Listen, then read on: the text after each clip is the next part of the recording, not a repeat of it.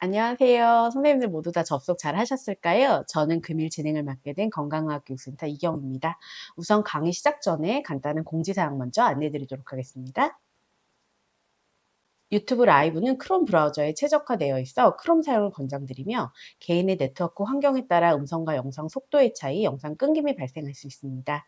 강의 종료 후 질의응답 시간이 있으며 유튜브 로그인을 하셔야 실시간 채팅으로 질문이 가능하오니 로그인 후 강의 참여 부탁드립니다. 모든 강의 종료 후 하단 URL에 만족도 조사지도 함께 작성 부탁드립니다. 그럼 보건교사 대상 소아성장 클래스룸 2차 시 강의 시작하도록 하겠습니다. 바쁘신 중에도 저희 소아성장 클래스룸에 참여해주신 보건선생님께 감사드리며 금일 강의해 주실 서정환 교수님을 간략히 소개해드리고 시작하도록 하겠습니다. 교수님께서는 연세대학교 의과대학을 졸업하시고 동대학원에서 의학 석사 및 박사를 취득하셨습니다. 세브란스병원 소아청소년과 전공의 연세대학교 소아과학교실 강사를 거쳐 현재 연세대학교 의과대학 소아과학교실 조교수로 재직 중에 계십니다. 그럼 서정환 교수님 모시겠습니다. 네, 안녕하십니까. 연세대학교 세브란스 어린이병원 소아과 서정환입니다.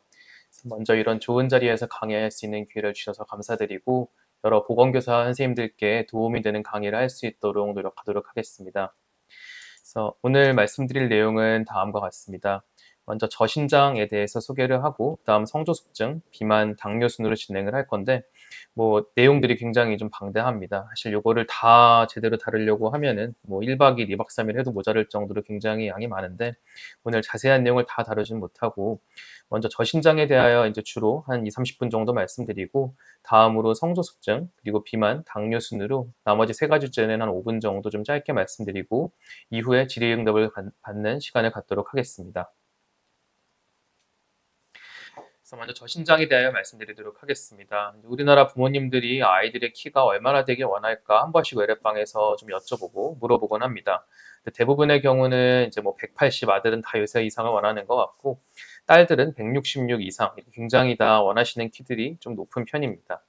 근데 실제 우리나라 성인 평균 키는 한 173 정도 남자, 3, 4 정도 되고 여자들은 한 60 초반 정도 돼서 요 두 개 엄마가 아빠가 원하는 키와 또 실제 아이들의 키와의 어느 정도 그 차이가 괴리가 좀 있는 것 같습니다. 그래서 이런 것들을 잘 보면서 현재 실제 임상에서 진료를 좀 하고 있습니다. 그래서 다음 보여드리는 것은 2017년 소아청소년 성장 도표입니다. 그래서 소아청소년 성장 도표라고 하는 것은 10년 주기로 그 질병관리본부에서 편찬을 하게 되는데 2007년에 한번 나왔었고 이번에 2017년에 한번 업데이트돼서 나온 게 이제 아래에 있는 성장 도표입니다. 그래서 이러한 성장 도표는 소아청소년이 어떻게 성장해야 되는지 나타나는 지표로서 그래서 다음과 같이 어렸을 때 이제 아래는 키에 대한 성장 도표인 건데 어렸을 때부터 어떻게 어느 정도 순위가 전체 이 아이의 성별과 연령 대비 몇 백분위수에 해당하는지 이렇게 체크를 해서 아이가 잘 크고 있는지 추적 관찰을 해볼 수 있겠습니다. 그래서 이렇게 잘 컸을 때 우리나라 남자아이들은 평균 한 70대 중반 약간 안 되는 정도, 여자아이들은 한 60 초반까지 이제 성장한 것을 보여주고 있습니다. 우리나라 소아청소년의 성장 추이를 보았을 때 이제 2007년 도표와 2017년 성장 도표를 비교해 보았을 때 최종 키 자체는 큰 차이는 없습니다. 조금씩 물론 최종 키가 커지는 경향은 있는데 전반적으로 다 컸을 때 키는 최근 한 10년 사이에는 비슷한 것 같고 다만 요 보시면은 점선이 이제 2007년 도표 그리고 실선들이 이제 최근 도표인데 요 중간에 사춘기 시기에 조금 더 아이들이 좀 더 빠르게 성장을 하면서 좀 더 이 사춘기 시기에 아이들이 좀 더 커지는 것을 볼 수가 있고 다만 다 컸을 때 키는 이제 비슷한 것을 이제 보여주고 있습니다. 다음으로 정상적 성장에 대하여 말씀드리도록 하겠습니다. 그래서 보통 1년에 얼마가 크느냐, 이제 연 성장 속도라고 하는데 이 연 성장 속도를 정확하게 측정을 하고 파악을 하는 것이 아이 성장 상태를 이제 결정하는데 파악하는 데 굉장히 중요합니다. 그래서 보통 소아기 때, 즉 한 4살부터 사춘기 전 때까지 1년에 한 4에서 6cm, 적어도 5cm 정도는 이제 크게 됩니다. 즉 1년에 한 4cm도 안 큰다 그러면 그때는 혹시 아이가 무슨 문제가 있지 않을까 의심을 해볼 수 있는 것이고 요 사춘기 때는 이제 제2의 성장 급증기라고 해서 좀 더 빠르게 성장하게 되겠습니다. 그래서 이것을 조금 더 자세하게 말씀을 드려보면은 태어났을 때 아이들 태어나자마자 보통 평균 키 한 50cm 정도로 태어나고 체중은 3.3kg 정도로 태어나는 게 일반적입니다. 그래서 가장 많이 크는 시기는 첫 생후 1년 동안이라서 첫 생후 1년간 약 25cm가 커서 돌이 되면은 아이가 한 75cm, 10kg 정도가 되는 게 이제 평균적인 수치입니다. 다음 한 2살까지 또 크는 거는 한 연간 한 12에서 13cm가 크게 되고 한 4살 때까지는 또 한 연간 한 7cm가 크면서 요 소화기, 즉 한 3, 4살부터 사춘기 때는 1년에 한 5, 6cm 정도 크는 시기라서 요 시기에 이제 크는 시기를 봤을 때 아까 말씀드린 것처럼 4cm가 안 큰다 하면은 좀 잘 못 크는 게 아닌가 의심을 해볼 수 있겠습니다. 아래쪽에 사춘기 이제 나와 있는데 이 사춘기 시기는 이제 남아와 여아가 조금 다릅니다. 조금 이따 좀 자세히 말씀을 드릴 거고 요 급성장으로 하는 시기가 있는 건데 요 급성장 시기는 아이들마다 좀 차이가 있어서 오는 시기도 좀 빠르고 늦은 게 있을 수가 있고 특히 이제 급성장이 거의 별로 없이 꾸준하게 크는 아이들도 있기 때문에 뭐 일률적으로 요거를 대입하기는 좀 어려운 문제는 있습니다. 그래서 보통은 요 사춘기 시기가 지난 다음에 이제 뼈 나이, 이제 신체 나이라고 불리는 그 고려 연령 기준으로 남자아이들은 17살 정도가 됐을 때 여자아이들도 한 15, 16살이 됐을 때 이제 성장이 성장판을 통해 크는 건 이제 마무리 단계가 되었다 보시면 되겠습니다. 다음으로 남녀의 성장 속도 그래프입니다. 다음과 같이 태어났을 때 성장 속도가 가장 크다가 이후에 점차 감소하게 되고 요 사춘기가 시작될 때 성장 속도가 증가하는데 일반적으로 여자아이들이 먼저 이제 급성장기가 오게 되고 좀 이제 키 큰 속도가 감소하고 남자아이들은 그거보다 조금 더 급성장기가 늦게 왔다가 이제 좀 더 많이 크다가 감소하게 되는 것이 특징입니다. 그래서 다음으로는 저신장에 대하여 말씀드리도록 하겠습니다. 그래서 이제 키가 작은 것을 저신장이라고 얘기를 하는데 실제 저희 이제 소아과, 소아내분비과에 굉장히 많은 아이들이 키가 작다고 내원을 하고 있습니다. 근데 이러한 아이들이 다 무조건 다 키가 진짜 실제적으로 굉장히 작은 건 아니고 요 그래프를 체크해 봤을 때 요 그래프 안에 들어오는 경우에는 이제 병적인 저신장이 아닌 정상 범위 저신장이라고 얘기를 합니다. 즉 실제 키가 100명 중에 세 번째보다 작은 경우, 즉 같은 성별과 연령 대비 이 표준 표차보다 작은 경우, 뭐 100명 중에 첫 번째, 두 번째 이 경우만 이제 병적인 저신장으로 의심을 하고 추가적인 검사를 좀 고려해 볼 수 있는데 키 재는 것은 하루 중에도 왔다 갔다 오차가 있고 실제 아이들이 크는 게 일정하지 않고 좀 안 컸다 컸다 안 컸다 컸다 계단식으로 가는 경우들도 많아서 단순히 한 시점의 키보다는 일정 기간 동안 키 크는 이 패턴이 중요해서 한 번 체크한 것보다는 6개월, 1년 단위로 주기적으로 키를 재는 것이 또 중요하겠습니다. 성장에 영향을 미치는 요소는 굉장히 다양하고 또 아래와 같은 것들이 있습니다. 가장 큰 것은 아무래도 유전적인 측면. 이제 엄마 아빠 키가 크면 좀 아이가 아무래도 큰 경향이 있을 수 있겠고 반대인 경우도 있을 수 있을 것 같고 또 다양한 환경적인 요인들이 있습니다. 영양학적인 측면, 아이가 좀 아프진 않는지, 운동을 많이 하는지, 또 사춘기가 빨리 오는 성조수증이 있으면은 또 키에 손해가 될 수도 있겠고 또 스트레스나 수면 같은 다양한 요인으로 인해서 성장에 영향을 미칠 수가 있겠습니다. 다음으로 의학적인 얘기를 잠깐 이제 하고 넘어가도록 하겠습니다. 이제 실제 우리 몸에서 성장 호르몬과 성 호르몬을 분비하는 과정을 좀 설명을 드릴 건데 보시면 머리 안쪽의 단면을 보았을 때 이 노란색 있는 시상하부란 부위에서 성장 호르몬 방출 호르몬과 성선 자극 방출 호르몬 요 두 가지 호르몬이 나오게 됩니다. 그래서 이 성장 호르몬 방충 호르몬 GHRH라고 하는 호르몬은 이 아래쪽에 있는 분홍색 뇌하수체 부분에 작용을 해서 성장 호르몬 분비를 하게 되고 이 성장 호르몬은 간에서 IGF-1이라고 하는 성장 인자로 바뀌어서 아이의 길이 성장을 돕게 됩니다. 또 시상하부에서 나온 이 성선자극 호르몬 방출 호르몬 GnRH라고 하는 호르몬은 이 뇌하수체에 작용을 해서 LH랑 FSH라는 황체 형성 호르몬과 남포 자극 호르몬을 분비를 하게 되고 이들은 남아에서는 고안에서 남성 호르몬을 여아에서는 난소에서 에스트로겐을 분비를 해서 사춘기 신체 변화를 유도하는 것이 이 호르몬 분비의 기본이라고 보시면 되겠습니다. 다음으로 아이가 이제 얼마나 앞으로 클 수 있는지 또 유전적으로 이제 크는 게 어느 정도 키인지 예측키를 해볼 수도 있습니다. 그래서 요 이제 들으시는 여러 선생님들 중에서도 이제 실제 자제분이 또 계신 분들도 많으실 것 같은데요. 그래서 유전적 예측키라고 하는 것은 다음과 같은 공식으로 구하게 됩니다.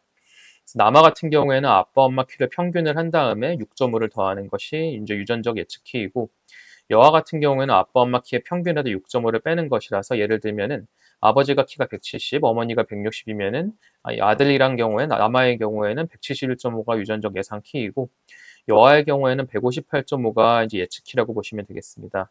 다만 이것은 이제 엄마 아빠 키를 대입해 가지고 구한 것이라서 당연히 이제 엄마 아빠 키에 이제 맞지 않는 경우도 있을 수가 있겠고 또 아버지나 어머니 한 분이 굉장히 크거나 작으면 그거에 대한 영향도 더 많이 받을 수도 있어서 요거는 한 번쯤 계산을 해볼 수는 있겠지만 참고하시는 개념이라고 보시면 되겠습니다. 그래서 다음으로 이제 실제 아이들의 성장과 관련된 몇 가지 질환군에 대하여 말씀드리도록 하겠습니다.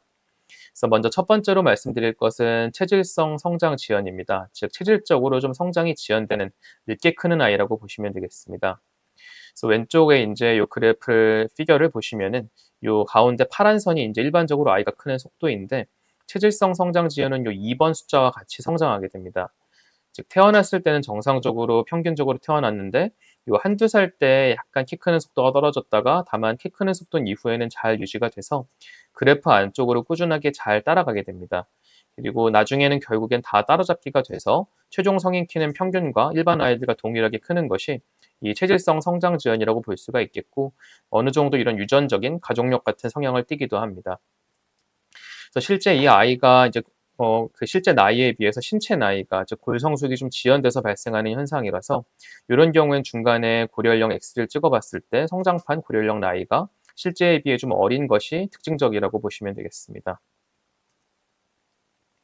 다음으로 가족성 저신장입니다. 말 그대로 이제 가족들, 부모님이 작아가지고 아이가 작은 경우인데 이 경우에는 아래 3번과 같은 그래프로 성장을 하게 됩니다. 그래서 출생 시에 체중과 키가 일반 아이들에 비해 좀 작게 태어났는데 크는 속도는 그래도 어느 정도 정상 범위나 약간 좀 작은 편인데 결과적으로는 다 컸을 때 키도 일반 아이들에 비해 좀 작은 경우라서 이 경우는 사실 엄마 아빠가 작아서 아이가 작은 거라서 무슨 병적으로 문제가 되는 경우는 아니고 이런 경우에는 이제 고려형 X를 찍어봤을 때는 뭐 특별히 문제 없이 자기 나이랑 일치하는 경우들이 많습니다. 다음으로 이제 부당경량화, 저체중 출생아라고 하는 자궁 내 성장 지연 경우입니다. 즉 태어났을 때 아이가 좀 작게 태어나는 것을 의미하고 그 빨리 태어나는 미숙아가 아니고 똑같은 이제 주수라 하더라도 좀 작게 태어나는 경우를 의미를 합니다. 그래서 이 경우에는 요 4번이랑 3번 같은 패턴을 띠게 되는데 태어날 때 몸무게가 아무래도 작게 태어났는데 이 아이들이 크면서 보통은 한 2살에서 4살쯤 되면은 대부분 요 하늘색 그래프 안으로 따라잡기 성장이 일어나서 따라가게 됩니다. 다만 한 10명 중에 1명 정도, 한두 명 정도는 따라잡기 성장이 잘 안 일어나서 지속적으로도 이후에는 계속 작은 경우들이 있을 수가 있겠고 이러한 경우에는 성장 호르몬 치료 같은 것들도 이제 고려를 해볼 수 있겠습니다. 그래서 작게 태어난 것은 그냥 무조건 작게 태어났다고 다 되는 것은 아니고 좀 명확한 기준이 있습니다. 대한민국 기준이 다음과 같이 테이블로 나와 있고 아래와 같이 이제 남녀를 보았을 때 예를 들면은 아이가 40주로 태어났을 때 아까 3.3kg 정도가 평균으로 태어나는 출생 체중이라 했는데 남아 같은 경우에는 한 2,800g보다 작게 태어났을 때 여아 같은 경우는 2,700보다 작게 태어났을 때 저체중 출생아라 진단을 할 수가 있겠고 이 경우에 이제 따라잡기 성장이 잘 일어나는지 좀 경과를 지켜보아야겠습니다. 다음으로 말씀드릴 내용은 성장 호르몬 결핍증입니다. 이 성장 호르몬 결핍증은 특징적으로 키가 좀 굉장히 작습니다. 100명 중에 세 번째보다도 작고 또 아까 키 크는 속도가 중요하다 그랬는데 성장 호르몬 결핍증이 있는 경우에는 키 크는 속도도 다소 좀 떨어지는 게 특징입니다. 그래서 1년에 한 4cm 미만으로 키가 잘 크지 않고 약간 좀 통통한 듯 얼굴이 좀 둥글고 복부 비만이 있는 경우 좀 꼬추 크기가 좀 작다. 뭐 이럴 때는 좀 더 성장 호르몬 결핍증을 의심하는 소견이고 한 2박 3일 정도 정밀 검사를 했을 때 이 성장 호르몬 결핍증이 이제 확진이 되었을 경우에는 성장 호르몬 치료를 역시 보험 적용 받고 해볼 수 있겠습니다. 그래서 다음으로 이제 터너 증후군에 대하여 또 간단히 말씀드리도록 하겠습니다. 터너 증후군은 이제 여자아이들이 일반적으로 염색체가 46XX가 있어야 되는데 이제 45X 내지 X 염색체의 일부 내진 전부가 결손이 되어서 발생하는 것이고 이 터너 증후군 같은 경우에는 거의 대부분의 경우에 키가 작게 됩니다. 그래서 보통은 이 터너 증후군 아이들이 일반 우리나라 이제 뭐 우리나라뿐만 아니고 그 평균 여성 키에 비해서 한 20cm 정도가 작게 되는데 그렇다면 우리나라 이제 여자 성인 키 평균이 한 160 정도 되기 때문에 최종 키가 한 140 정도로 굉장히 작을 수가 있습니다.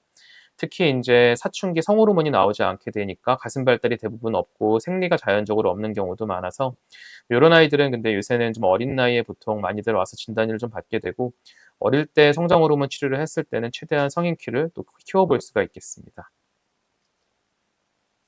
그래서 여러 가지 이제 저신장의 원인에 대해 말씀을 드렸었는데, 뭐 일부 추가적으로 좀 말씀을 드리면, 뭐 방금 이런 체질성 성장 지연 가족성 저신장도 있다고 말씀을 드렸고, 뭐 터너나 다운 증후군들, 뭐 여러 가지 염색체 이상 증후군들의 경우에도 키가 굉장히 작을 수가 있고, 또 1차성으로, 즉 이제 유전적으로 문제가 있는 이제 연골이나 뼈에 이상이 있는 경우들도 있겠습니다. 또 태어난 다음에 2차성으로 올 수 있는 성장 장애는 영양의 결핍이 있거나 만성 질환이 있어서 어떤 약물을 사용한 경우, 또 여러 호르몬 같은 내분비 질환이 있는 경우도 역시 작을 수가 있어서 이 경우 역시 추가적인 검사가 좀 필요하겠습니다. 그래서 이렇게 키가 작은 아이들의 평가를 할 때는 다음과 같은 순서로 보통 진행을 하게 됩니다. 그래서 가장 중요한 것 중에 하나는 일단 병력 청취와 진찰입니다. 먼저 왔을 때 아이를 정확하게 키 몸무게도 재야 되고, 아이가 잘 크고 있는지 성장 속도도 파악을 하고, 태어났을 때 어떤 문제가 있었던 게 아닌지, 엄마 아빠 키는 어느 정도나 되는지, 아이가 어떤 질환이 있거나 어떤 약물 같은 걸 먹진 않는지 체크를 해야 되고, 다음으로 해볼 수 있는 검사는 몇 가지 피검사들이 있습니다. 기본적인 백혈구나 빈혈 혈소판 체크해 볼 수도 있겠고, 갑상선 기능이나 요 IGF-1 성장 인자도 체크해 볼 수 있고, 간 기능, 신장 기능도 검사를 하게 되고, 키가 굉장히 작은 여자아이들 같은 경우에는 뭐 터너 증후군 같은 걸 감별하기 위해서 염색체 검사도 고려해 볼 수 있습니다. 다음으로 이제 뼈나이 검사, 이제 고령령이라고도 하는 요 뼈나이 검사를 해가지고 자기 실제 나이에 비해 신체 나이가 빠른지 느린지 알아보는 방법도 있고, 이런 기본적인 검사를 다 마친 다음에 추가적인 문제가 의심이 되었을 때는 성장 호르몬 자극 검사나 머리 MRI를 찍어서 뇌하 수체의 구조적인 문제도 감별 진단을 해볼 수 있겠습니다. 그래서 가장 먼저 이제 외래 왔을 때 체크하는 것은 키를 정확하게 좀 재는 것이 더 중요합니다. 그래서 2살 미만은 다음과 같이 누워서, 그리고 2살이 넘었을 땐 서서 키를 재게 되고, 키를 잴 때는 요 자세가 또 중요해서 요 안와 하연과 웨이도를 잇는 요 선이 뒷면과 이제 수직이 되게 위치를 해야 돼서 약간 고개를 숙인 듯한 자세로 잰다 보시면 되겠습니다. 또 이제 키를 잴 때 오차가 또 있기 때문에 아침에 쟀을 때 저녁에 비해 1-2cm 크게 나올 수도 있는 것도 감안을 해야 되고, 한 번 체크하는 것보단 주기적으로 6개월, 1년 단위로 보면서 성장 속도를 이제 체크하는 것이 중요하겠습니다. 그래서 이제 키를 이렇게 정확하게 몸무게랑 체크를 했다 그러면은 이제 이런 질병관리청 성장 도표 같은 데 들어가 보면 이렇게 그래프가 나와 있어서, 아이가 현재 성별과 이제 신장 체중이 몇 살 때 어떻다, 언제 체크했다 하면은 이것들이 100명 중에 몇 번째 몇 백분위수에 해당이 되는지 그 리포트 해주는 걸 보고 아이의 성장 상태를 확인해 볼 수 있습니다. 그래서 뼈 나이 검사도 또 중요하다 말씀을 드렸는데, 이건 자기 실제 나이에 비해 신체 나이가 빠른지 느린지 보는 것이라서, 이 성장판은 이제 우리 몸에 전신적으로 다 존재하는데, 이 성장판에서 이제 있는 연골과 뼈 세포들이 커지면서 뼈 길이가 커지는 것이 이제 키가 커지는 거라 보시면 되겠습니다. 그래서 실제 다음과 같이 왼손 손목을 포함한 엑스레이를 찍어서 이제 확인을 하게 되는데, 이 왼쪽 사진을 보시면은 이 신생아 여자아이들 같은 경우에 태어나자마자 신생아 아이들은 다 이렇게 손목뼈가 보시면 하나도 없습니다. 손목뼈가 없다가 점차 뼈가 하나씩 하나씩 출현을 하게 되고, 요 오른쪽 사진 같은 경우에는 한 10대 초반 정도 아이의 사진인 거로 보여지는데, 다음과 같이 손목뼈도 8개가 다 나와 있고, 이 보시면 중간중간에 없던 뼈들이 굉장히 다 많이 나와서 진행하는 모습을 볼 수 있습니다. 이렇게 성장판을 찍어가지고 이 뼈가 나오는 순서, 위치, 모양 이런 것들을 판독을 해서 이 아이의 실제 나이, 그러니까 실제 나이에 비해 신체 나이를 비교해서 판독을 해볼 수가 있겠고, 예를 들면 왼쪽 사진과 같이 6살 아이는 다음과 같이 이런 뼈와 뼈, 손목뼈 개수도 한 7개 정도가 있고 공간도 좀 많고, 위쪽에 보시면 이런 뼈와 뼈 사이의 공간이 좀 많아 보이는데, 이 오른쪽 성장판이 다 닫힌 사진 보면은 이 뼈 간격도 굉장히 좀 타이트하게 붙어 있고 개수도 8개가 다 나와 있고, 이런 데 보시면은 왼쪽과 사진과 비교해 봤을 때 성장판이 다 붙어서 마무리가 된 것을 확인해 볼 수가 있습니다. 다음으로 해볼 수 있는 것은 이제 정밀 검사라고도 불리는 성장 호르몬 자극 검사입니다. 그래서 이 성장 호르몬 자극 검사는 성장 호르몬 자체가 하루 중에도 좀 이렇게 왔다 갔다 분비가 좀 뭐 박동성으로 왔다 갔다 하는 게 있어가지고 한 번 체크한 성장 호르몬이 아주 정확하진 않습니다. 아무래도 이렇게 운동을 했을 땐 성장 호르몬이 많이 올라가고, 이렇게 잘 때 밤 12시 이렇게 막 잘 때 많이 올라가는데, 낮에 한 번 체크한 거는 낮게 체크될 수도 있어서 이걸 정밀하게 보기 위해서 자극 검사라는 걸 시행을 하는 것이고, 성장 호르몬을 자극하는 약물을 주사한 다음에 한 2-3시간에 걸쳐서 30분 간격으로 체크를 했을 때 성장 호르몬 자극 검사 성장 호르몬 최대치가 10 이상으로 올라가는 게 정상인데, 10 이상으로 한 번도 올라가지 않았다 하면은 이 경우 성장 호르몬 결핍증으로 진단을 해볼 수 있겠습니다. 그래서 다음은 저신장의 치료에 대하여 말씀드리도록 하겠습니다. 그래서 당연히 무슨 원인 질환이 있고 그 질환이 극복이 가능하다, 치료가 가능하다 하면은 그것을 치료하는 것이 당연히 중요하겠는데 대부분의 경우에는 또 유전적인 성향 같은 경우에 작은 경우에는 원인 질환 자체가 명확하지가 않고 치료가 어려운 경우도 많습니다.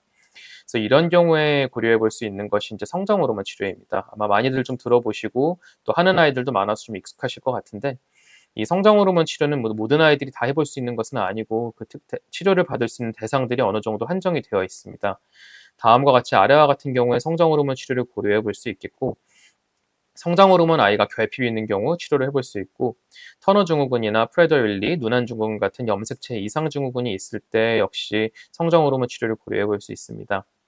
또 이렇게 작게 태어난 아까 부당 경량화 작게 태어난 아이가 좀 따라잡게 성장이 다 일어나지 않았을 경우 이 경우에도 역시 성장 호르몬 치료를 해볼 수가 있겠고 신장 기능이 떨어져 있는 경우도 역시 보험 적용을 해주고 있습니다.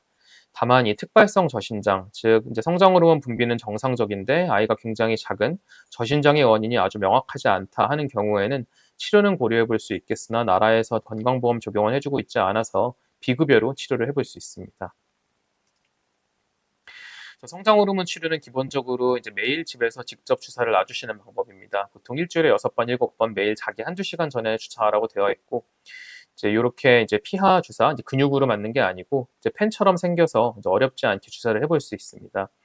그래서 일주일에 한 번 맞는 약도 있기는 한데 이것은 좀 제한적으로 성장 호르몬 결핍증 아이들에게 있어서 일부 사용을 하고 있는 것이고 대부분의 성장 호르몬 치료는 이제 매일 직접 주사를 놔줘야 된다라고 보시면 됩니다. 그래서 어린 나이는 2살 내지는 한 4살 정도부터는 치료를 해볼 수가 있겠고 보통 성장판이 열려 있는 동안은 꾸준하게 성장 호르몬 치료를 할 수 있는데 남아들 같은 경우엔 고려 연령 기준 한 16살, 여아들 같은 경우에는 한 14살에서 15살 정도 되면은 이때 성장 호르몬 치료 종료를 결정하게 됩니다. 현재 건강보험에서는 남아들 165까지, 여아들은 153까지 치료하는 것을 보험 적용을 인정해주고 있습니다. 성장 호르몬 치료 이제 효과를 아무래도 최대한 보려고 한다고 하면은 아무래도 성장판이 최대한 많이 열려 있는 어린 나이에 시작할수록 유리할 수가 있겠고 또 잠깐 하는 것보다는 좀 장기간 지속적으로 하는 것이 유리할 수 있겠습니다. 당연히 성장 호르몬 용량이 많다면 좀 더 많이 클 수는 있기는 한데 용량이 많으면은 그만큼 합병증도 많이 발생할 가능성이 있어서 가능하면 최대한 합병증이 안 생기는 범위 내에서 가능한 용량을 잘 결정을 해서 치료하는 것이 이제 소아과 내분비 의사의 역할이라 보시면 됩니다. 또 성장 호르몬이 이제 대사 작용을 다양하게 영향을 미치는데 이제 동화 작용을 하는 호르몬이라서 여러 가지 뭐 근육량도 늘리고 지방부도 좀 분해시키는 영향도 있고 또 심장이나 뼈에도 미치는 영향이 있어가지고 이러한 다양한 대사 작용에 대한 가능성도 고려해서 치료를 모니터해야겠습니다. 그래서 모든 치료가 그렇듯이 성장 호르몬 역시 치료했을 때 부작용이 있을 수가 있겠습니다. 가장 흔한 것은 아무래도 주사니까 맞은 데가 좀 아프고 빨개지고 좀 부을 수가 있고 알러지 반응도 드물게 있을 수가 있겠고 또 한 100명 중에 5명 정도는 뇌압 상승으로 인해서 두통을 호소하는 경우도 있습니다. 또 치료하는 중간에는 혈당이 좀 상승하거나 갑상선 기능이 떨어지는 경우도 있는데 이 경우 치료를 마무리하면은 다 정상적으로 대부분 회복이 되게 되고 그 외에 굉장히 드문 뭐 대퇴골두 골단 분리증 같은 문제가 생기는 경우도 있고 척추측만은 아무래도 성장 호르몬 자체가 척추측만을 악화시키는지는 명확하지는 않는데 성장 호르몬 없이도 굉장히 키가 급격하게 크는 급성장기에는 이 척추측만이 악화가 될 수가 있어서 만약에 치료 전에 척추측만이 미리 있다 그러면은 좀 조심해서 치료를 고려해야겠습니다. 그래서 치료 일단 성장 호르몬에 대해서 말씀을 드렸는데 사실 외래에서 더 제가 강조하고 더 이제 하라고 하는 것은 다음과 같은 내용들입니다. 이제 잘 먹고 영양 규칙적으로 잘 섭취하고 운동 많이 하고 이제 수면을 잘 취하는 것이 중요한데 이제 그냥 잘 먹는 게 아니고 이제 탄수화물, 단백질, 지방이 잘 갖춰진 규칙적인 식사를 골고루 섭취를 해야 되고 운동도 보통 하루에 30분에서 1시간 이상 좀 중등도 강도 이상의 운동을 추천을 하고 있고 잠도 가능하면 좀 푹 자게 너무 뭐 늦게 자지 않게 일찍 잘 수 있게 그리고 한 번 자면은 쭉 잘 잘 수 있게 이제 해줘야 됩니다. 또 다양한 스트레스 같은 것도 아이가 많이 있다 하면은 이것도 줄여주는 것이 성장에 도움이 될 수 있겠습니다. 그래서 이제 아이가 굉장히 이제 작다고 해서 요새 성장 클리닉 워낙 많기 때문에 이제 다 이제 몰려가는 경우들도 많은데 사실 모든 아이들이 그렇게 다 진료를 받을 필요가 있는 것은 아닙니다. 그래서 아이가 굉장히 좀 많이 작은 경우, 100명 중에 이제 첫 번째, 두 번째, 반에서 1, 2번으로 굉장히 많이 작은 경우, 뭐 또래보다 10cm 이상 작다. 이런 경우에는 한 번 정도 체크를 해볼 수가 있겠고, 요 연 성장 속도를 계속 강조하고 있는데 주기적으로 체크를 했을 때 키 크는 속도가 떨어졌다. 요거는 좀 위험한 사인일 수 있어서 꼭 한번 진료를 받아보는 게 좋겠습니다. 또 부모님 중에 한 분이 굉장히 너무 작을 때, 뭐 이런 경우도 역시 한번 성장 상담을 받아볼 수가 있겠고, 또 엄마 아빠는 굉장히 큰데 아이가 많이 작을 때는 이것들이 좀 따라잡게 성장이 나중에 될지 아니면 아이가 좀 엄마 아빠와 다르게 병적인 문제가 있는 게 아닌지 한 번 정도 검사를 해볼 수 있겠습니다. 그래서 여기까지 이제 저신장에 대하여 말씀을 드렸고, 다음으로 성조숙증 그리고 비만 당뇨 순으로 말씀을 드리겠습니다. 그래서 성조숙증은 아마 1차 시 때 한번 얘기를 들으셨을 것 같아서 간단하게만 좀 말씀을 드릴 거고, 이 성조숙증의 발생률과 유병률은 꾸준하게 증가하고 있는 추세입니다. 예전 한 2018년 심평원 자료이긴 하지만은 이제 성조숙증 환자 수도 1년 1년 갈수록 꾸준하게 증가를 하고 있고, 진료비 역시 꾸준하게 증가를 하고 있습니다. 특히 이 사춘기 이제 시작되는 직전 한 여자들 한 9살 좀 전 남자들 8살, 9살 이때 나이대 아이들이 가장 이제 많이 생기는 것을 보여주고 있습니다. 그래서 성조숙증의 정의는 엄밀한 이제 정의를 했을 때 이제 2차 성징의 발달을 기준으로 합니다. 보통 2차 성징은 남아들 같은 경우에는 고환 크기가 커지는 것이 첫 번째 2차 성징이고, 여아들 같은 경우에 가슴 발달이 시작되는 게 첫 번째 그런 증상인데, 이러한 2차 성징의 발달이 남아들은 9세, 여아들은 8세 이전에 시작되는 경우 성조숙증이라고 이제 의심을 해볼 수 있습니다. 또 이제 머리에서부터 호르몬이 많이 분비가 돼서 발생하는 중추성 성조숙증이 있고, 이제 난소나 고환에서 호르몬이 많이 생기는 말초성이 있는데, 이제 대부분 이제 중추성인 경우가 많아가지고 이 중추성을 오늘은 중심으로 좀 말씀을 드리겠습니다. 그래서 중추성 성조숙증이 생기는 원인은 여러 가지가 있습니다. 뭐 종양이 있거나 뭐 기형이나 뭐 여러 가지 이유들이 있을 수 있겠지만은, 가장 이제 많은 것은 사실 특발성이라고 하는 원인을 잘 모르지만은 성조숙증이 왔다 이런 경우가 가장 흔하다고 보시면 되겠고, 남아에는 별로 많지는 않지만 그래도 최근에 많이 증가하고 있는데 여아가 훨씬 10배 이상 더 많다고 보시면 되겠습니다. 그래서 성조숙증이 단순히 그냥 사춘기가 좀 빨리 오는 게 뭐 대수냐, 큰 문제냐 생각할 수도 있겠지만 굉장히 다양한 문제들이 발생할 수가 있습니다. 그래서 아무래도 성조숙증으로 인해 가지고 성장판이 빨리 닫히기 때문에 이것으로 인해 가지고 원래 클 것만큼 못 크는 최종 성인 키에 손해가 될 수가 있겠고, 또 여아들이 이제 초경을 좀 빨리 하면서 발생할 수 있는 여러 사회 심리적인 문제들도 있습니다. 또 성조숙증이 있는 경우에 일부 암이나 이제 비만 대사독 질환의 위험성이 증가하는 그런 연구 결과도 있고, 외국에서는 이러한 성조숙증 남자아이들 이런 아이들이 뭐 물질 남용이나 성적 학대 가능성의 리스크가 올라간다는 얘기들도 있었습니다. 그래서 이 성조숙증 치료의 목표로서는 성조숙증을 이제 사춘기 진행을 억제해서 그 2차 성징의 진행을 천천히 가게 멈추게 하는 것이 중요하겠고, 이렇게 하면은 최종 키에도 도움이 될 수 있어서 적절히 잘 진단을 하고 치료하는 것이 중요하겠습니다. 그래서 원인으로는 굉장히 다양한 측면들이 있습니다. 이제 유전적으로 성조숙증이 이제 발생할 수 있는 여러 유전적 이상들 이런 것들도 있는데, 사실은 이런 환경적인 측면들이 또 굉장히 중요하고 많은 주목을 받고 있습니다. 그래서 아이들이 이제 명확하게 좀 과체중이 있거나 비만이 있는 경우에는 명확하게 사춘기가 좀 빨리 올 수 있다는 것이 많은 연구 결과들에 의해서 밝혀졌고, 또 아까 말씀드렸던 좀 그 주수 대비 좀 작게 태어난 경우도 역시 이제 리스크가 올라가기도 합니다.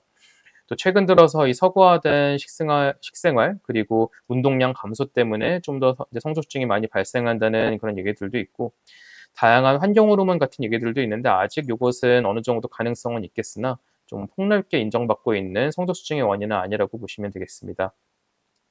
또 최근 일부 연구 결과들에게서는 아이들이 비타민 D가 좀 부족한 경우, 또 모유수유를 안 했을 경우, 또 이러한 코로나 때문에 락다운이 걸려가지고 활동량이 떨어진 경우도 역시 성조숙증 그 발생률 증가에 영향을 미쳤다는 그런 보고들도 있습니다. 그래서 성조숙증은 이제 처음에 아이가 왔을 때 가슴 발달 고환 크기가 좀 커지는 게 좀 빠르다 하면은 기본적인 이제 검사 후 뭐 고려 연령 같은 걸 체크하게 되겠고, 최종 확진 검사는 이 GnRH 자극 검사라는 정밀 검사를 통해서 확진을 합니다. 그래서 몸에 호르몬을 한번 준 다음에 이 LH라는 호르몬을 4-5번 연속적으로 체크를 해서 이 수치가 5가 넘어간 경우에는 중추성 성조숙증으로 진단을 하고 치료를 해볼 수 있겠습니다. 그래서 치료는 이 GnRH 어고니스트라는 약을 사용을 하게 되는데, 현재 건강보험 치료 적용 조건으로 아래와 같이 나라에서 제시를 하고 있습니다. 그래서 첫 증상 발현이 여아 8세, 남아 9세 이전에 이제 시작이 돼야 되고, 고령령, 그 신체 나이가 여결령, 실제 나이에 비해 좀 빨라야 되고, 또 자극 검사에서 수치가 5 이상이며 치료 시작 시점이 여아 만 9세, 남아 10세 이전의 한 경우, 이 경우에만 중추성 성저숙증으로 건강보험 적용받고 치료를 해볼 수 있겠습니다. 대부분의 경우에는 이 성저숙증의 이제 원인이 명확하지 않은 특발성이라 했는데 드물게 머리에 문제가 있는 아이들도 있습니다. 여아들 같은 경우에는 한 100명 중에 5명 정도, 남아들은 그거보다 좀 많은 비율에서 중추신경계 뇌하수체 쪽에 문제가 있는 경우들이 있어가지고 이제 아이가 혹시 신경학적 증상들, 뭐 머리가 아프거나 어지럽거나 울렁거리는 게 있거나 악화되는 경우에는 머리 MRI를 찍어서 뇌하수체 이상이 없는지 확인을 해주는 것도 역시 중요하겠습니다. 치료는 요 성선 자극 호르몬 분비 호르몬 작용제 GnRH 아고니스트라는 약을 치료를 하게 됩니다. 그래서 이제 이름이 좀 길기는 한데 요 GnRH 아고니스트는 이제 아래쪽 그림을 통해 설명을 드리면은 실제 우리의 이제 머리 뇌하수체에 있는 세포에서 요 GnRH라고 하는 시상호흡에서 나오는 호르몬이 작용을 해서 이게 이제 LH랑 FSH랑 호르몬을 분비하게 되는데 이 GnRH 아고니스트는 요 수용체에 이제 지속적으로 달라붙어서 일시적으로는 요 LH, FSH 분비가 증가하나 장기적으로는 그 수용체를 탈감작을 시켜가지고 이 LH, FSH 분비를 감소하게 하는 것이 요 GnRH 아고니스트의 작용 기전이라고 보시면 됩니다. 현재 우리나라에서 치료 중인 GnRH 아고니스트 약제들은 크게 두 가지 성분이 있는데 이걸 자세하게 아실 필요까지는 없을 것 같고 주사를 이제 한 번씩 맞는데 뭐 근육 주사 또는 피하 주사로 맞게 되고 한 달에 한 번 맞는 약이 일반적이었는데 최근에는 3개월짜리 또 6개월짜리 약도 있어가지고 이렇게 주기적으로 주사를 맞아서 억제를 한다 보시면 됩니다. 그래서 이 GnRH 아고니스트라고 하는 약은 특별히 부작용은 없습니다. 대부분 이제 맞은 부위가 좀 아프거나 좀 빨개지거나 붓거나 하는 경우도 있는데 드물게 오른쪽 사진과 같이 무균성 농양 같은 게 생기는 경우도 있어가지고 주사 맞고 잘 경과를 지켜봐야 되고 또 역시 드물게 두통이 있기도 하고 처음 이제 주사를 맞았을 땐 여자아이들은 일시적으로 자극이 돼서 질취율이 있기도 하는데 이 경우 좀 지켜보면 대부분 다 사라지기 때문에 좀 경과를 보셔도 될 것 같습니다. 또 아이들이 이제 보통은 주사를 이제 맞으면서 3개월마다 키 몸무게도 재고 성장 속도 체크도 하게 되고 6개월마다는 피 검사를 통해서 억제가 잘 되는지 또 뼈 나이가 천천히 가는지 확인을 해줄 수가 있겠습니다. 여아들 같은 경우에는 고령령 뼈 나이 기준으로 한 12살 좀 넘어갈 때까지 치료를 하고 남아 같은 경우에는 한 13살까지 이제 치료를 하는 것이 일반적이고 요거 기준으로 칼같이 자르지는 않고 아이의 실제 나이와 신체 나이가 어떤지 현재 키가 어떤지 또 예상 키가 어떻고 엄마 아빠 키가 어떤지 또 얼마나 오랫동안 치료를 받았고 잘 크고 있는지 또 엄마 아빠의 의견을 다 감안해 가지고 치료 기간은 결정을 해볼 수가 있겠습니다. 다음으로 비만에 대하여 말씀드리도록 하겠습니다. 잘 아시다시피 최근 수십 년 동안 한국을 포함해 전 세계적으로 비만의 발생률과 유병률은 굉장히 급격하게 증가하고 있습니다. 그래서 우리나라는 특히 한 90년대 이후에 특히 남아에서 좀 더 뚜렷한 모습을 보이고 있고 이 70년대, 80년대에 비해서 이 90년대, 2000년대에는 요 주황색이 이제 전체 아이들인데 전반적으로 비만의 유병률이 한 10% 전후 남아들이 좀 더 높은 것을 보여주고 있고 또 오른쪽도 역시 왼쪽이 비만의 발생률과 유병률인데 초등학교 저학년 때까지는 별로 없다가 점차 꾸준하게 이 중고등학교를 거치면서 비만들이 많이 생기는 걸 보여주고 가장 최근 데이터에 의하면은 우리나라 현재 소아청소년 비만의 유병률은 약 12% 정도입니다. 그래서 중학생이 한 10% 정도, 고등학생은 거의 15% 가까이 되고 있고 여기에 과체중까지 포함하면은 과체중 비만의 유병률은 20%가 넘어가는 상황이라서 굉장히 큰 이제 사회적인 문제로도 진행이 되고 있습니다. 그래서 비만을 유발하는 여러 가지 요인들에 대해 간략하게 설명드리겠습니다. 그래서 먼저 첫 번째로 당연히 환경적인 요인이 있습니다. 또 식품도 아이들이 옛날에 비해 섭취하는 게 동물성 단백질이나 지방 같은 것도 많아지고 뭐 가족 형태도 아무래도 변화가 되면서 먹는 시간도 짧아지고 운동도 안 하고 잠도 늦게 자고 안 자고 이런 것들이 다 이제 비만의 유발 요인으로 작용을 하고 있고 유전적인 요일도 있습니다. 아무래도 뭐 부모가 비만이면은 아이들이 비만일 그런 확률, 비율도 굉장히 올라가게 되는 것이고 여러 이제 병적인 비만을 유발하는 질환들이나 렙틴 등의 식이나 체지방 조절에 관여하는 유전자 이상 같은 것도 비만에 영향을 미칠 수가 있습니다. 그래서 비만 진단을 할 때는 비만도를 체크를 해볼 수도 있습니다. 이렇게 계산을 해가지고 뭐 실제 자기 체중에 비해서 몇 퍼센트 넘었을 때 비만을 계산하는 비만도란 방법도 있는데 실제 뭐 임상적으로도 또 제일 많이 쓰는 거는 요 친숙한 BMI라고 하는 체질량 지수를 더 많이 사용을 합니다. 요 킬로그램으로 된 체중을 이제 미터로 된 신장 제곱으로 나눈 것이라서 요 기준으로 했을 때 이제 성인 같은 경우에는 WHO 기준은 BMI 30 이상 그리고 25 이상이면 과체중이고 아시아 태평양 한국 같은 경우에는 BMI 25 이상이면 비만으로 진단할 수 있는데 실제 소아에서는 이 기준을 따른다기보다 그 성장도표 하듯이 성별과 연령 대비 한 95, 100분위수 이상으로 BMI가 높으면 비만으로 85에서 95 사이인 경우에는 과체중으로 진단을 할 수 있습니다.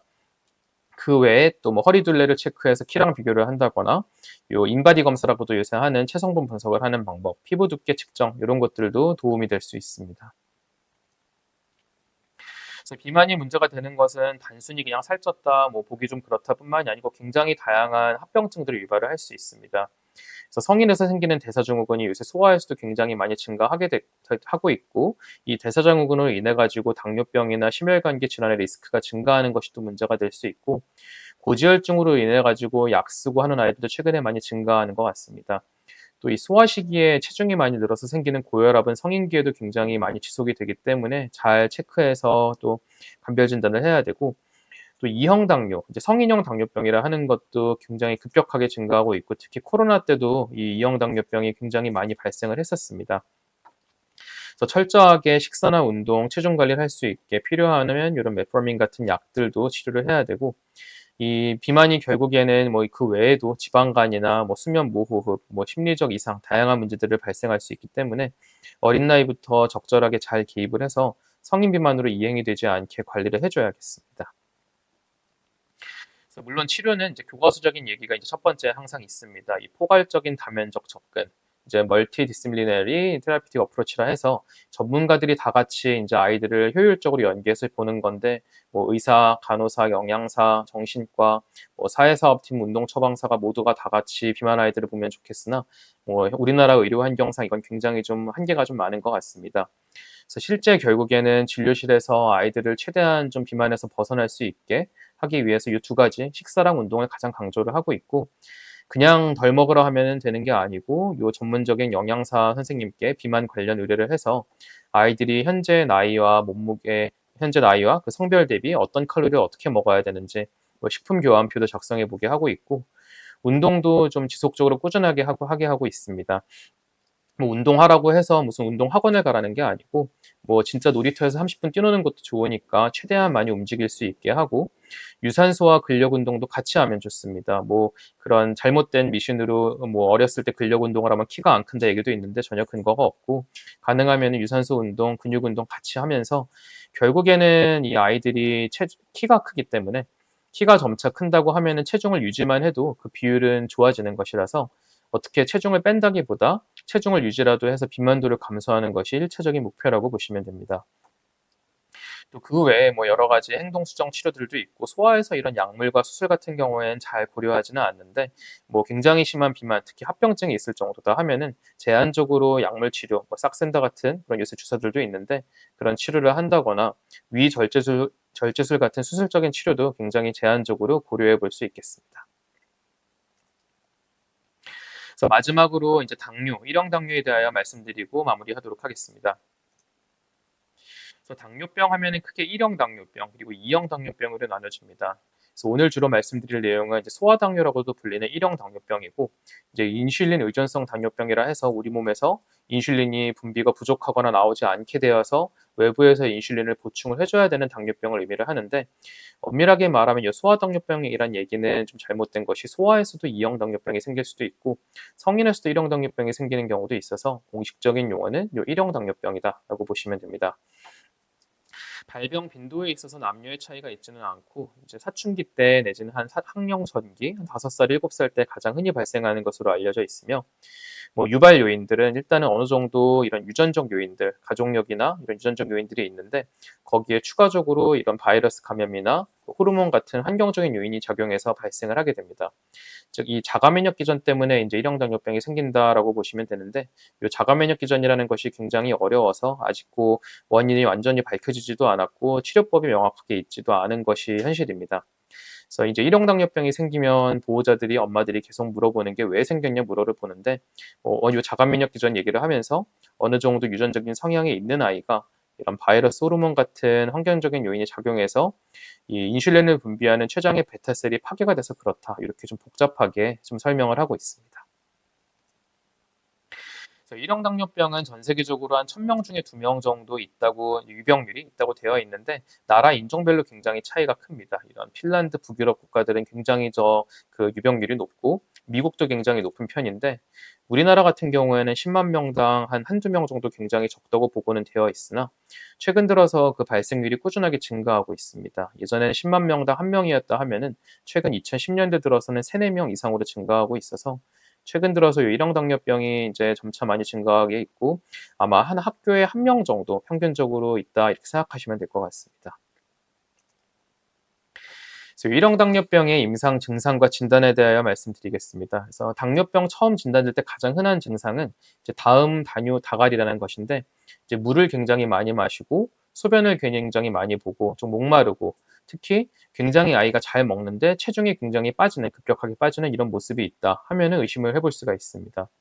또 피곤해하는 경우도 굉장히 흔하고 감염 같은 것도 많이 발생할 수가 있고 굉장히 심하게 이제 진행이 돼서 병원에 오는 경우에는 요 당뇨병성 케톤산증이라고 해서 한 3명 중에 1명은 요거로 응급실로 와서 진단이 되는데 아이가 혈당이 높은 상태가 오래 지속이 되면서 혈당이 높아가지고 탈수가 많이 발생을 하면서 몸이 산혈증으로 진행이 되게 됩니다.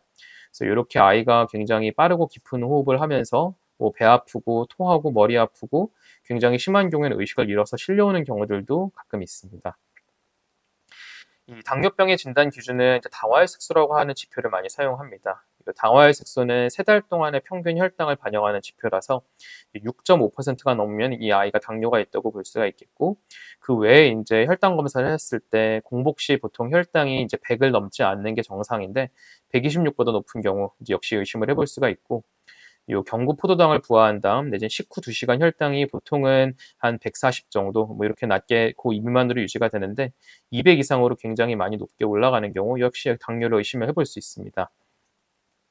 또 그냥 랜덤하게 아무 때나 찍은 혈당이 200보다 높으면서 위에 말씀드렸던 이런 고혈당 관련 증상이 있을 때 이런 경우 역시 당뇨의 진단 기준에 합당하다라고 보시면 됩니다. 바로 이제 치료에 대하여 간략하게 말씀을 드릴 건데 이제 일형 당뇨병이 결국에 우리 몸에서 인슐린을 잘 만들지 않아 가지고 그것을 외부에서 보충을 해줘야 되는 치료이기 때문에 이제 인슐린을 투여하게 됩니다.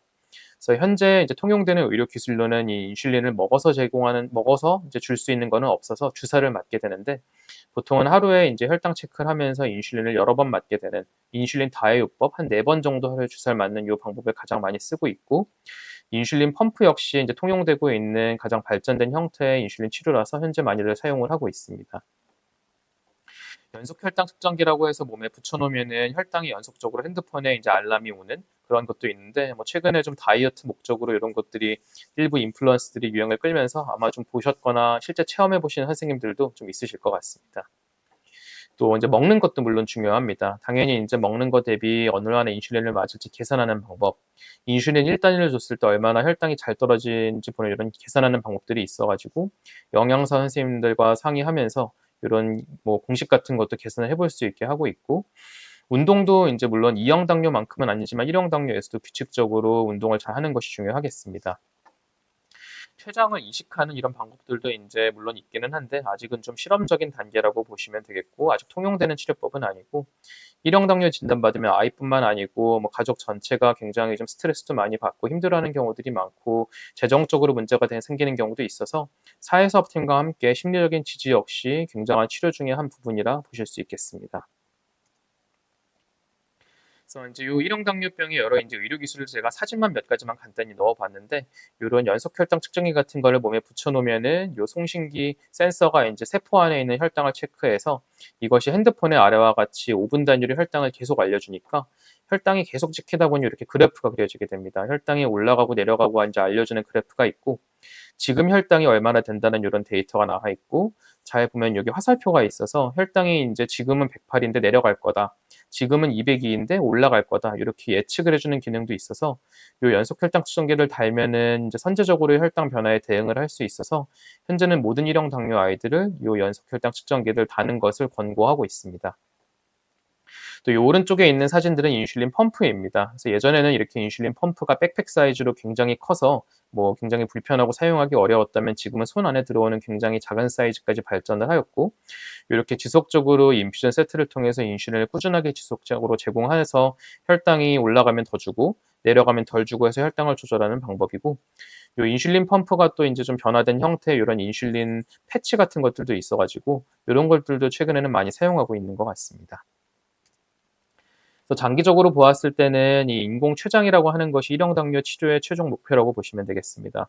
이런 연속 혈당 측정기 센서가 이 리시버 디바이스에 혈당을 전송을 하면은 알아서 AI 알고리즘이 혈당을 조절을 할 수 있게 인슐린을 더 주고 덜 주고 하면서 뭐 실제 사람이 전혀 신경 쓰지 않게 알아서 그냥 기계들이 혈당을 조절하는 것이 인공 췌장의 형태라고 볼 수 있는데, 아직은 이것은 완전히 상용화되지는 않았고 많은 임상 실험을 통해서 개발되고 있다라고 보시면 될 것 같습니다.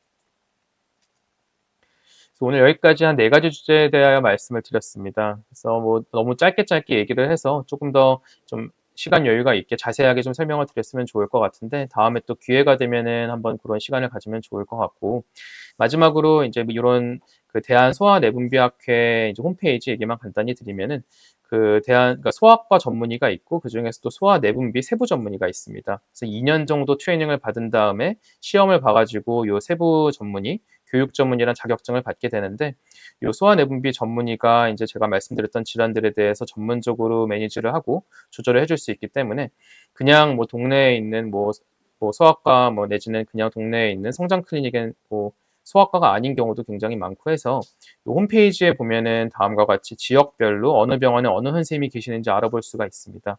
그래서 혹시라도 이제 소아내분비 관련 진료를 추천을 할 때는 이런 홈페이지를 참고해서 전문의의 진단과 처방을 받을 수 있게 도와주시면 좋을 것 같습니다. 이상으로 강의 마치도록 하겠습니다. 감사합니다. 네, 이제부터 질의응답 시간 갖도록 하겠습니다. 채팅창에 질문을 써주시면 순차적으로 답변을 드리도록 하겠습니다. 참고로 채팅창에 보여지는 대화 순서는 개인의 유튜브 설정에 따라 다를 수 있음을 참고 부탁드립니다. 선생님들께서 채팅창에 기재하시고 저희 방송에 올라오는데 시간이 좀 걸려서요. 1, 2분 정도 기다려 보도록 하겠습니다. 올라와서 바로 시작하겠습니다. 안녕하세요.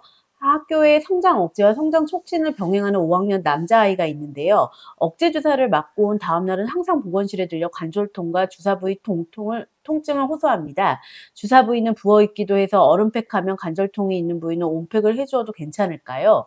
진통제 복용도 도움이 되는지 궁금합니다. 라고 질문 주셨습니다. 네, 그 질문 감사합니다. 그래서 일단은 그 질문에 그 성장 억제, 성장 촉진이 되어 있는데 엄밀하게 아마 얘기하면은 그 성호르몬 억제일 것 같고 성장 촉진을 병행하는 것 같습니다. 그래서 보통 성호르몬 억제하는 것은 아까고 한 달에 한 번, 뭐 3달에 한 번만 이런 주사를 이제 맞게 되는 건데, 이 성호르몬 억제를 했을 때 가장 흔한 것이 좀 맞은 데가 하루 이틀 좀 뻐근하게 아플 수가 있습니다. 좀 심한 경우에는 일주일씩 아프다는 경우도 있는데 그 정도까지는 많지는 않고, 약간 아프거나 좀 빨개지거나 부은 정도는 사실은 보통은 뭐 하루 이틀 있으면 다 좋아지는데, 뭐 좀 너무 아파하면은 온팩을 해주는 것도 특별히 문제는 없을 것 같고, 관절통 자체는 아주 연관성이 명확하진 않은데 당연히 좀 힘들다 하면은 그런 좀 대증적인 보존적인 치료 해주는 것도 괜찮을 것 같습니다. 너무 아파하면은 뭐 잠깐 하루 이틀 진통제 먹는 것도 특별히 문제는 없을 것 같습니다. 네, 다음으로 최순주 선생님께서 키 예측도는 어느 정도의 정확성을 가지고 있을까요? 라고 질문 주셨습니다. 그래서 이 키 예측하는 건 굉장히 다양하게 여러 공식들이 있습니다. 아까 이제 말씀드렸던 것은 그 부모에 맞게 크는 유전학적 예상 키인데, 그 유전학적 예상 키는 사실은 뭐 이렇게 아주 정확하지는 않고 참고만 하는 개념이라서 엄마 아빠에 맞게 크는 게 어느 정도가 되겠다, 이렇게 그냥 참고하라고 말씀을 드리고, 그 예상 키를 하는 방법은 또 굉장히 다양한 공식들도 있는데, 이제 가장 많이 사용하는 것은 아이 성장판을 찍었을 때 신체 나이를 보고 그리고 아이의 키 순위를 본 다음에 그 키순위를 어떻게 따라갔을 때 성장도표 대비 얼마나 클 수 있는지 예측해주는 방법을 많이 사용하는데 사실은 뭐 어느 정도 정확도는 물론 있을 수는 있겠으나 그 오차가 많습니다. 아이들이 꾸준하게 크는 게 아니고 여러 환경적인 요인들도 있어서 뭐 잘 크던 아이가 못 크는 경우도 있고 또 못 크던 아이가 갑자기 잘 크는 경우도 있고 뭐 지금 키는 좀 작은데 엄마 아빠가 굉장히 큰 경우에는 나중에 좀 그래도 따라가는 느낌이 있기도 하고 반대로 지금이 굉장히 큰데 엄마 아빠가 너무 작다. 그러면은 예상키 했을 땐 굉장히 크게 나올 건데 실제로서는 그것만큼 못 크는 경우도 많아서 그냥 예상키 항상 진료실에서도 체크하고 말씀드리는데 이건 참고만 하는 개념이다. 뭐 크게 의미를 두지 말라 이렇게 강조를 하고 있습니다. 네, 선생님들께서 지금 쓰고 계시는 중인 것 같은데 이제 쓰다 마신 질문이 올라왔는데 연속 혈당 측정기 착용 중인 학생의 팔 부위에 출혈이 있다고 합니다. 이런 경우 어떻게 응급처치를 해줘야 할까요? 라고 질문 주셨습니다. 어, 음, 팔 부위라면은 그 주사 음, 연속혈당 측정기가 제가 정확하게 음. 질문을 이해하는지 모르겠는데 주사 연속혈당 측정기가 피부에 붙이는 건데 미세하지만 조그만 스트립 같은 게 있어서 그 피부 안쪽으로 좀 들어가게 됩니다. 근데 그 약간 들어가면은 사실은 처음 연속혈당 측정기를 삽입할 땐 약간 출혈이 있을 수 있는데 아마 그 다음에 출혈이 좀 많지는 않을 것 같고 다만 이제 아이들이 아무래도 뛰놀다 보면은 그게 이제 자극이 되거나 충격이 있으면은 그 스트립이 자극이 돼서 추가적으로 출혈이 있을 수 있는데 보통은 그런 연속혈당 측정기 삽입 부위에 출혈이 있을 때는 제거해가지고 지혈을 한 다음에 그 떼는 건 버려야 되고 새로운 기계를 삽입하는 것이 이제 일반적이라고 보시면 되겠습니다. 네, 저희 좀 채팅창에 올라오는데 시간이 좀 걸리는 것 같아서요. 조금만 기다려 보도록 하겠습니다.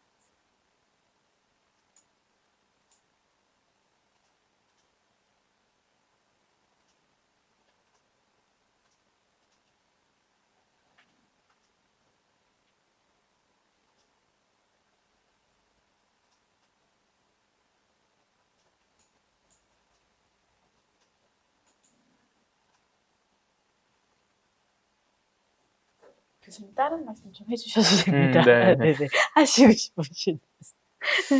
네. 이게 좀 채팅창에 올라오는데 시간이 좀 걸리는 것 같습니다.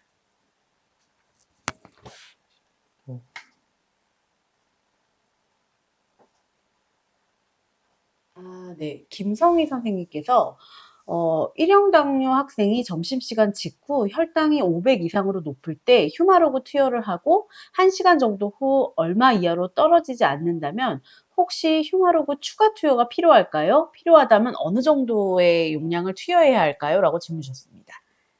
네. 음. 그래서 식후에 혈당이 500이면 좀 많이 올라간 것 같고 보통은 인제 요 휴마로그로 하는 게 이제 초석회성 인슐린을 얘기를 합니다. 그래서 휴마로그라고 하면은 그 밥 먹기 전에 식전에 인제 보통은 주사를 맞고 이제 밥을 먹게 하면은 보통은 이제 그 휴마로그가 들어갔을 때 작용하는 시간이 있기 때문에 밥 먹고 혈당이 확 올라가는 그걸 좀 잡아 주려고 하는 건데 뭐 예를 들면은 뭐 휴마로그를 뭐 안 맞거나 늦게 맞거나 뭐 적게 맞거나 이러면 혈당이 굉장히 많이 올라갈 수가 있습니다.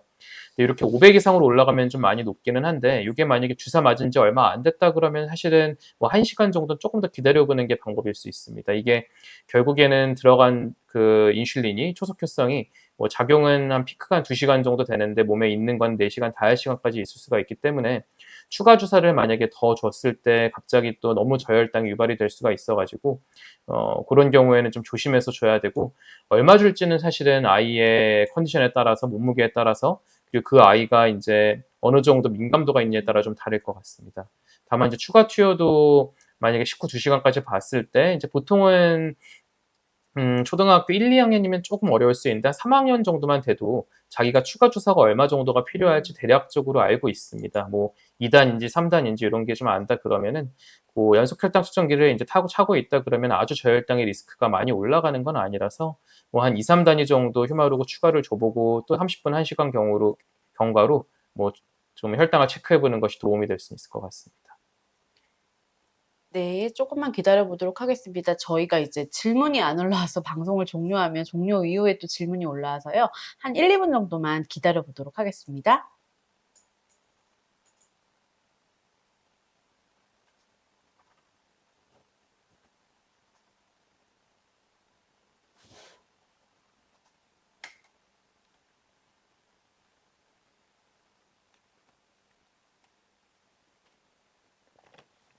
네, 정소연 선생님께서 올려주셨는데요. 5학년 아이가 키 150에 몸무게 80 정도입니다. 아침도 먹고 오고 한두 시간이면 식은땀을 흘리고 기운이 없다고 해서 혈당 체크를 하면 105 정도 나옵니다. 증상은 저혈당 같고 포도당 먹고 좀 쉬면 괜찮아지긴 합니다. 그런데 작년에 비만으로 혈액 검사를 했을 때는 괜찮았습니다라고 질문 주셨습니다. 어, 저혈당이 아닌 다른 이유일까요? 이 증상이? 이렇게 질문 주셨습니다. 네네네. 네. 그래서 일단 혈당 체크했을 때 105면은 뭐 전혀 문제는 없을 것 같습니다. 아침 식후에 아마 좀 한두 시간 있다가 뭐 이 정도 혈당이면 전혀 문제는 정상 없을 것 같은데, 뭐 물론 이제 혈당이 굉장히 높게 올라갔다가 급격하게 떨어지는 경우엔 혈당이 105에도 저혈당 증상이 있을 것 같기는 한데, 요 혈당 수치만 봤을 때 아이가 뭐 당뇨병, 1학년병의 과거력이 있는 게 아니라고 하면은 뭐 저혈당 때문에 혈당이 낮을 가능성은 좀 떨어질 것 같습니다. 물론 좀 쉬면은 괜찮아지는 건 당연히 뭐 기운이 없을 때 뭐 그럴 수 있을 것 같긴 한데, 근데 한번 그 비만으로 혈액 검사했다고 괜찮았다고 했는데 이게 그 굉장히 급격하게 상황이 또 변할 수가 있습니다. 이제 아무래도 이제 키 150에 몸무게 80이면은 당뇨병이 있다 하더라도 2형 당뇨병이 있을 가능성이 있는데, 그게 예를 들면 뭐 3달 전엔 괜찮았는데 불과 한두 달, 3달 사이에 급격하게 그 당뇨로 진행이 되는 경우들도 있을 수가 있어서, 뭐 혹시라도 뭐 아이가 최근에 체중이 좀 더 많이 늘었다 하면은 그때는 뭐 작년에 검사해서 괜찮았다고 안심할 게 아니고 다시 한번 좀 혈당 검사나 좀 추가적인 검사를 해봐야 될 수 있을 것 같고, 물론 이 식은땀 흘리고 기운이 없다는 게 굉장히 다양한 그런 뭐 다양한 질환의 증상일 수 있습니다. 모든 질환이 사실 힘들면 이런 증상이 있을 수는 있어가지고, 만약에 뭐 학교에 뭐 걸어오자마자 이렇다 하면은 혹시라도 뭐 또 혈압 같은 것도 잴 수 있으면 한번 체크해보고, 뭐 기립성 저혈압이나 뭐 이런 것도 있지 않은지 고려를 한번 검사를 해볼 수는 있을 것 같습니다. 제가 정소연 선생님까지 말씀드렸는데요. 마지막으로 한 번만 더 받도록 하겠습니다. 키에 영향을 주는 요인 중 유전은 몇 %일까요? 라고 질문 주셨습니다. 네. 뭐 당연히 정해져 있는 거 퍼센트는 당연히 없기는 한데요. 임상적으로 봤을 때 그래도 이제 보호자한테 설명할 때는 한 70% 이렇게 말은 합니다. 뭐 칼 같은 수치는 당연히 아닌데, 당연히 이제 엄마 아빠 키가 제일 중요한 요소이긴 합니다. 엄마 아빠가 크면은 아무래도 아이가 좀 작대로 따라갈 가능성도 있고, 또 반대로 엄마 아빠가 작을 때는 아이가 잘 크는 것 같다가도 나중에 또 작아지는 경우도 많아서 유전이 가장 이제 큰 영향을 미치기는 하는데, 근데 그렇다고 이제 유전적인 측면 같은 경우에는 우리가 무슨 노력을 한다고 바꿀 수 있는 건 아니기 때문에 뭐 중요하긴 하지만 너무 이걸 강조한다기보다 최대한 뭐 말씀드렸던 좀 생활 습관들 좀 잘 건강하게 영양 섭취를 하고 운동 매일 하고 좀 일찍 자고 푹 잘 수 있게 하는 환경적 요인을 좀 더 강조하는 측면은 있습니다. 네, 제가 채팅창에 공지 드린 대로 시간 관계상 여기까지 질문 마무리 짓도록 하겠습니다. 질문 주신 보건사님께 감사 인사드립니다. 이것으로 보건교사 대상 소아성장 클래스룸 2차시 교육 마치도록 하겠습니다. 그럼 더 의미 있는 소아내분비 의학교육으로 또 뵙도록 하겠습니다. 귀한 시간 내어 강의해주신 서정환 교수님께 다시 한번 감사 인사드립니다. 감사합니다. 감사합니다. 소아성장 클래스룸에 참여해주신 보건선택에 감사의 말씀드리며 향후 보다 나은 교육 내용으로 거듭나고자 만족도 설문조사 마련하였습니다. 유튜브 영상 하단의 URL을 클릭하셔서 만족도 조사지 작성 부탁드리며 만족도 조사지에 들어가셔야 금일 강의 참여 확인도 가능합니다. 강의 자료는 지적재산으로 공식적인 허가 없는 외부 유출을 금지하오니 참고 부탁드리며 이것으로 보건교사 대상 소아성장 클래스룸 모두 마치도록 하겠습니다. 감사합니다.